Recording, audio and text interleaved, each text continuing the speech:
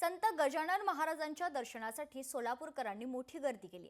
सोलापुरातील उपलब्ध मंगल कार्यालय या ठिकाणी भक्तांनी मोठी गर्दी केल्याचं पाहायला मिळते। तर भक्तिमय वातावरणात सोलापूरकर संत गजानन महाराजांच्या पालखीचं दर्शन घेतात। संत गजानन महाराजांच्या पालखीचं सोलापुरात आज मुक्काम झाला। याचाच आढावा घेतला आहे आमचे सोलापूरचे प्रतिनिधी वसीम।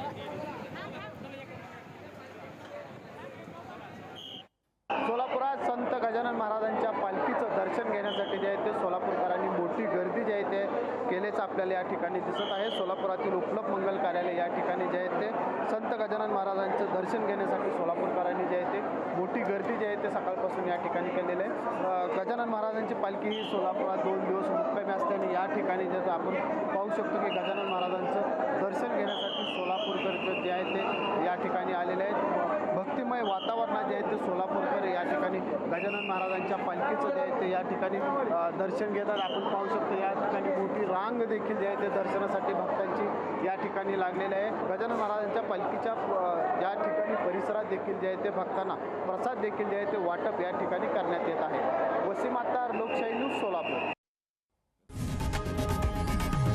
लोकशाही मराठी ऐका, पहा, जागरूक रहा।